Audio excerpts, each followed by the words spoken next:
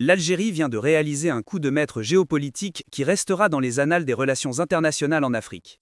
Le retrait humiliant et précipité des forces russes, suivi par l'ensemble des autres intervenants militaires et mercenaires du Mali, n'est pas un simple hasard logistique. C'est le résultat direct d'une stratégie algérienne ciselée au scalpel qui a provoqué un basculement stratégique de première ampleur.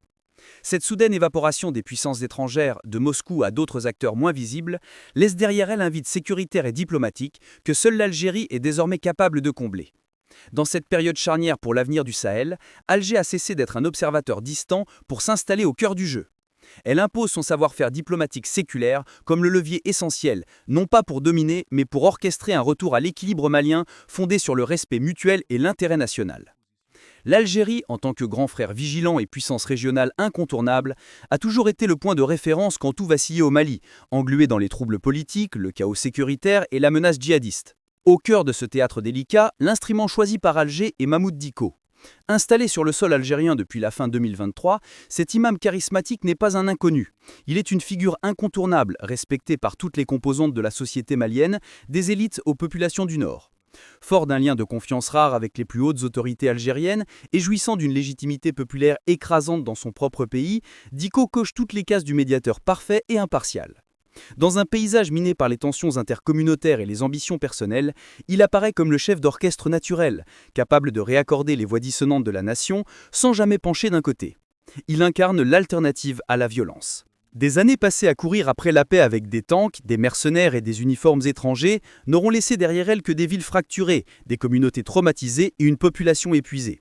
La vérité s'est imposée, implacable. Ni les armées étrangères ni leurs promesses d'aide militaire n'ont pu ramener la stabilité tant espérée. Au contraire, l'ingérence a souvent alimenté le chaos. C'est alors qu'entre en scène l'art patient de la médiation algérienne, celui qui rassemble, qui écoute, qui cherche l'équilibre et la solution politique là où les balles n'ont semé que la division. Dans cette discipline délicate, l'Algérie a brillé, prouvant que sa diplomatie a su sceller des accords là où les armes n'ont laissé que des ruptures. Russie, Turquie et autres acteurs aux agendas opaques ont quitté la scène en catastrophe, laissant derrière eux un constat d'échec embarrassant. Leur présence, loin d'apporter des solutions, a surtout embrouillé la donne et irrité les populations locales. À force de jouer aux pompiers pyromanes, ces puissances ont été forcées de jeter l'éponge, admettant l'échec total de leur stratégie agressive. Pendant que les grandes puissances s'embourbaient dans des calculs à courte vue, l'Algérie avançait à pas feutrés mais déterminée. Avec sa diplomatie fine, équilibrée et son ancrage régional historique, elle a réussi à créer un climat de confiance là où d'autres ont échoué par la force. Grâce à ses relations solides avec tous les camps maliens, gouvernements, groupes armés du Nord, société civile, Alger s'est imposé en arbitre respecté, offrant aux protagonistes un espace de négociation crédible et rassurant. La Russie fuit, l'Algérie gagne, Goïta chute. Le secret de la victoire stratégique d'Alger au Mali et l'ascension spectaculaire de Mahmoud Dicko révélés ici. Cet événement redéfinit la géopolitique africaine. 1. Explosez le bouton j'aime, soutenez le nouveau modèle africain de gestion de crise promu par l'Algérie. 2. Abonnez-vous et activez la cloche. Ne manquez aucune analyse sur la montée en puissance d'Alger et la fin de l'ingérence étrangère au Sahel. 3. Partagez cette information stratégique, montrez au monde que les solutions africaines sont les seules durables. 4. Écrivez en commentaire, qu'est-ce qui a causé l'échec de la Russie au Mali? La victoire d'Alger est-elle la fin des coups d'État militaires? Votre contribution est essentielle. Le résultat de cette manœuvre algérienne est une lueur d'espoir concrète pour une transition apaisée, ordonnée et surtout entièrement malienne. Ce n'est pas tous les jours qu'un leader s'impose par la seule force de la confiance populaire. Et pourtant au Mali, Mahmoud Dicko a réussi ce tour de force. Plus qu'un nom, il incarne désormais l'espérance d'un passage en douceur vers la paix, d'un apaisement entre clans politiques et d'un renouveau du lien entre l'État et ses citoyens. Il est en quelque sorte le véritable levier de réconciliation en chair et en os, armé non pas de fusils mais de légitimité et soutenu par la puissance d'Alger. Face à cette lame de fond politique orchestrée par Alger, le colonel Assimi Goïta, autrefois figure de puissance incontestée par la force militaire, a vu son autorité s'effriter comme un château de sable. Les contrôles des principales villes lui échappaient, les alliances internes s'effondraient et surtout la rue ne répondait plus à ses injonctions. Force est de constater que l'option militaire et l'appui des béquilles étrangères n'ont fait qu'accélérer sa chute et son isolement. Malgré ses efforts désespérés pour garder la main sur l'appareil d'État, les fissures internes et l'absence d'appui populaire ont eu raison de ses ambitions putschistes. Dans ce décor en ruine, une évidence se détache. Seule une médiation fine, ancrée dans une approche régionale posée et impartiale, à l'image du rôle patient mais décisif de l'Algérie, peut redonner un semblant de cohésion et d'espoir. Loin de se tenir en retrait les bras croisés, l'Algérie a choisi de peser de tout son poids dans le cours des événements. Son application discrète mais déterminée a orienté le chaos vers une reprise en main structurée et vers le retour d'un ordre civil tangible. L'émergence de Mahmoud Dicko, adoubée et orchestrée par Alger, n'est pas un simple hasard. C'est la clé de voûte qui permet à Mali de recoller les morceaux, de rebâtir ses institutions pas à pas, dans une dynamique juste, inclusive et pérenne. Ce positionnement proactif ne se limite pas aux frontières du Mali. Il tend également la main aux pays voisins et ravive l'espoir d'une coopération régionale durable où l'Algérie ne se profile plus comme un simple voisin, mais comme un catalyseur de stabilité et de développement. Ce que l'Algérie a accompli ne relève pas du coup d'éclat diplomatique superficiel. C'est une véritable démonstration de maîtrise stratégique, un manuel grandeur nature sur l'art de restaurer l'équilibre dans une zone minée par les tensions et les divisions. Ce succès ne repose pas sur des effets d'annonce, mais sur une alchimie rare entre une médiation enracinée dans la réalité locale et une diplomatie ciselée au scalpel au niveau régional. Mahmoud Dicko, par sa légitimité populaire et son ancrage crédible, devient l'ingrédient clé de cette recette gagnante. L'Algérie prouve ainsi que les solutions durables aux crises africaines ne résident pas ni dans les interventions musclées, ni dans les injonctions étrangères, mais dans une intelligence du terrain, une neutralité assumée et une autorité régionale reconnue par tous. Cette victoire dépasse largement le cadre politique. Elle envoie un signal puissant à tout le continent. L'Algérie ne se contente plus d'être un acteur parmi tant d'autres sur l'échiquier africain. Elle s'impose désormais comme un pilier de stabilité, un moteur de reconstruction, là où d'autres ne voyaient qu'un terrain miné pour l'extraction de ressources. Ce triomphe n'est pas qu'un succès stratégique, il est aussi symbolique. Il redéfinit le regard porté sur Alger, désormais perçu comme un bâtisseur de paix crédible et efficace. Le départ de la Russie et des autres puissances étrangères, motivés par des calculs éphémères et l'incapacité à comprendre les dynamiques locales, ne fait que renforcer cette évidence. Seule une émission sincère enracinée dans la région peut produire des résultats concrets et durables. Ce qui se profile aujourd'hui, c'est un Mali dont le moteur de la transition n'est plus la force militaire, mais la médiation politique. Et c'est l'Algérie qui tient le volant. Mahmoud Dicko, avec son image de neutralité irréprochable, sa connexion directe avec le peuple et sa capacité à dialoguer avec toutes les composantes du paysage politique malien, s'impose comme la pièce maîtresse de ce puzzle complexe. C'est lui qui désormais a les cartes en main pour faire baisser la température, remettre les acteurs autour de la table et enclencher un processus de transformation politique crédible et durable.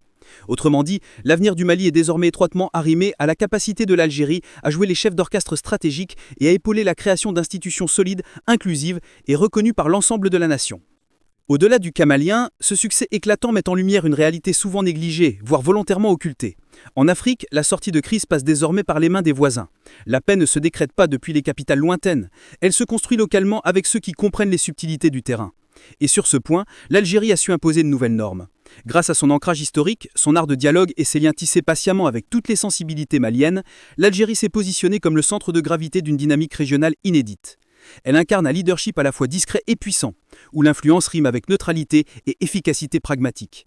En somme, ce que l'Algérie a accompli au Mali n'est pas simplement une prouesse diplomatique. C'est la démonstration que la bonne combinaison, un médiateur légitime comme Dicko, une stratégie mûrement pensée et un soutien enraciné dans la région, peut transformer une gratte marasme en levier de paix durable. Le retrait des grandes puissances étrangères, loin d'être une fin, a permis à Mahmoud Dicko, propulsé par la confiance d'Alger et respecté par tous les camps maliens, de prendre la barre. Le résultat est un processus de transition crédible et un Mali en route vers un futur plus serein, pendant que l'Algérie s'affirme comme l'épicentre stabilisateur de l'Afrique de l'Ouest. Ce que l'Algérie vient d'accomplir au Mali dépasse de loin les honneurs classiques de la diplomatie. C'est une victoire à plusieurs niveaux, profonde et structurante qui redéfinit les équilibres en Afrique de l'Ouest. L'image est forte. Toutes les puissances étrangères, Russie en tête, ont quitté le terrain, tandis que Mahmoud Dicko, figure désormais incontournable du dialogue malien, prend le relais au centre du jeu. Ce n'est pas qu'un exploit diplomatique, c'est un changement de paradigme. C'est la preuve qu'une médiation enracinée dans le réel portée par des acteurs locaux et soutenue par un voisin stratégique peut basculer une crise sans fin vers un avenir reconstruit sur des bases solides. Et l'impact de ce tournant ne se limite pas à la sphère politique immédiate. Son onde de choc traverse les couches sécuritaires, sociales, économiques et même symboliques. Car oui, au cœur d'un Mali ébranlé par des années de tensions internes et de paralysie institutionnelle, l'Algérie n'a pas seulement offert une sortie de crise. Elle a incarné l'idée même d'un voisin capable d'agir avec mesure, autorité et neutralité. Une puissance régionale qui, loin de s'imposer, rassemble et rééquilibre la situation sans jamais chercher à s'approprier les ressources du pays. Le balai silencieux du retrait des troupes étrangères révèle une vérité que beaucoup refuseront d'admettre. Imposer la paix à coup d'agenda géopolitique ne fonctionne pas. Les missions éclairs dictées de l'extérieur finissent souvent par sombrer dans leurs propres contradictions et l'hostilité des populations. À l'opposé, l'Algérie a su s'imposer sans fracas, mais avec légitimité, comme un pont entre les belligérants. En rassemblant autour d'une même table des camps longtemps irréconciliables, elle a su créer un espace d'échange sincère propice à la recherche d'un terrain d'entente durable. Ce modèle prouve que la stabilité ne se parachute pas. Elle se construit de l'intérieur et qu'un médiateur neutre bien ancré localement reste la meilleure garantie d'un processus de transition réussi. S'il fallait incarner la réussite de la méthode algérienne, un seul nom s'imposerait, Mahmoud Dicko. Plus qu'un simple messager entre camps rivaux, il est devenu le véritable levier d'une métamorphose politique en profondeur. Fort de la confiance du peuple malien, respecté même par les plus sceptiques et adoubé par Alger, Dicko ne se contente pas de faire le lien, il active le mouvement. Grâce à sa capacité à parler à tous sans jamais trahir personne, il déverrouille les impasses et remet en marche une machine institutionnelle à bout de souffle. Son rôle dépasse la médiation classique. Il incarne un point d'ancrage autour duquel toutes les forces peuvent enfin s'aligner pour reconstruire un État inclusif, stable et légitime. Ce qui se passe au Mali n'est pas qu'un cas isolé. C'est une démonstration grandeur nature que l'Afrique de l'Ouest peut inventer ses propres solutions en optant pour une médiation venue de l'intérieur, mais portée par un voisin régional respecté. Les acteurs maliens ont tracé un sillon inédit, un précédent qui pourrait bien servir de boussole à d'autres pays englués dans des conflits interminables. Loin des scénarios importés, ce modèle montre qu'une sortie de crise crédible peut jaillir de la région elle-même, avec des acteurs qui parlent la langue du terrain. Côté sécurité, l'approche algérienne n'a pas simplement calmé le jeu, elle a recousu un tissu national en lambeaux. En comblant le vide laissé par des institutions chancelantes et le retrait des forces armées non nationales, elle a coupé l'herbe sous le pied des groupes armés qui prospéraient sur la désunion et le chaos. Par une synchronisation millimétrée entre décisions politiques et dispositifs de sécurité, Alger a réussi à protéger les zones vulnérables, sécuriser les axes vitaux et redonner un semblant d'ordre là où régnait le désordre. Le résultat est un cadre plus stable, prêt à accueillir une reconstruction en profondeur. Face à des crises aussi emmêlées que celles que traverse le Mali, bricoler avec une seule clé ne suffit plus. Il faut toute une mallette stratégique. L'approche algérienne l'a bien compris. Elle ne mise pas uniquement sur la diplomatie ni uniquement sur la sécurité. Elle tisse habilement un fil conducteur entre négociations politiques, stabilité sécuritaire et inclusion sociale. C'est cette vision d'ensemble sans angle mort qui permet de traiter la crise à la racine plutôt que d'en colmater les symptômes en surface. Le calme revenu ne se contente pas d'apaiser les esprits. Il ravive aussi les moteurs économiques à l'arrêt. Grâce à cette médiation bien menée, les marchés reprennent vie, les chantiers redémarrent et les programmes sociaux longtemps gelés se remettent en marche. Plus encore, la confiance revient peu à petit, séduisant les investisseurs nationaux et régionaux par cette nouvelle stabilité. Le résultat, les projets fleurissent, les infrastructures se relèvent et les conditions de vie s'améliorent. Une paix utile, concrète, qui se mesure autant dans les chiffres que dans les sourires retrouvés. L'action algérienne prouve que la diplomatie ne se limite pas à des discours bien ficelés dans des salles climatisées. Lorsqu'elle est menée avec audace et anticipation, elle peut réellement changer la donne sur le terrain. Loin des effets d'annonce, c'est une diplomatie qui s'enracine, qui façonne la réalité et qui transforme les situations de crise en véritable tremplin vers un développement durable, inclusif et partagé.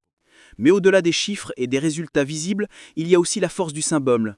Le simple fait que toutes les composantes maliennes reconnaissent le rôle moteur de l'Algérie et la stature de Mahmoud Dicko suffit à renforcer la crédibilité du processus en cours. Ce respect unanime inspire une confiance précieuse, essentielle pour éviter les retours de flamme. Ce climat de reconnaissance et de respect crée les conditions idéales pour réconcilier une nation divisée et poser les fondations d'un État démocratique, légitime et véritablement inclusif. Sur l'échiquier ouest-africain, l'Algérie avance ses pions avec une maîtrise qui force le respect. Cette victoire diplomatique ne fait pas que résoudre une crise. Elle redessine la carte des forces en présence, elle envoie un message limpide que la stabilité d'un État comme le Mali ne se construit pas en vase clos, mais avec l'appui vigilant de voisins capables d'intervenir sans dominer. Grâce à son passé d'arbitre, sa posture neutre et ses racines profondément ancrées dans la région, l'Algérie s'impose désormais comme centre de gravité. Un rôle de chef d'orchestre discret mais essentiel, capable de synchroniser la sécurité, l'économie et la coopération pour contenir les crises avant qu'elles ne deviennent contagieuses. Ce n'est pas seulement de victoire tactique pour l'Algérie, c'est un véritable cas d'école pour tout le continent. Ce que cette réussite met en lumière, c'est qu'un leadership enraciné dans la légitimité locale, allié à une médiation régionale sérieuse et une approche inclusive, pèse bien plus que des bottes étrangères ou des recettes toutes faites parachutées de l'extérieur. L'exemple algérien démontre avec éclat qu'une diplomatie audacieuse, pensée avec finesse et ancrée dans les réalités du terrain peut accoucher de solutions durables. Ce modèle offre à l'Afrique une voie nouvelle, façonnée par la solidarité régionale, le dialogue franc et la compréhension fine des dynamiques internes, loin des schémas importés, souvent voués à l'échec. Le Mali est arrivé à un croisement décisif de son histoire, un de ces moments rares où tout peut basculer vers un avenir plus solide. Ce virage crucial, il le doit en grande partie à la mécanique bien huilée de la médiation algérienne et à l'engagement sans faille de Mahmoud Dicko. Grâce à cette synergie, les mots réconciliation nationale, refondation économique et renforcement institutionnel cessent d'être des slogans crus pour enfin devenir des horizons atteignables. Mais l'impact ne s'arrête pas aux frontières maliennes. Cette dynamique vertueuse rayonne aussi sur la région, faisant de l'Algérie un acteur clé, à la fois garant et moteur d'une coopération ouest-africaine qui ne demande qu'à renaître. Au terme de ce parcours historique, ce n'est pas seulement une réussite diplomatique que l'on célèbre, mais l'émergence d'un véritable modèle africain de gestion de crise, complet, cohérent et profondément ancré dans les réalités du continent. Ce modèle conjugue avec brio légitimité politique, neutralité active, finesse stratégique, ancrage régional et effet concret dans la vie des populations. Mahmoud Dicko, au cœur de cette dynamique, incarne cette figure rave, celle d'un médiateur enraciné capable de convertir la discorde en dialogue et le chaos en opportunité de renouveau. Quant à l'Algérie, elle prouve par cette œuvre collective qu'une diplomatie lucide, structurée et respectueuse des sensibilités locales peut non seulement résoudre des crises profondes, mais aussi repositionner durablement un pays comme pilier de paix et de coopération régionale.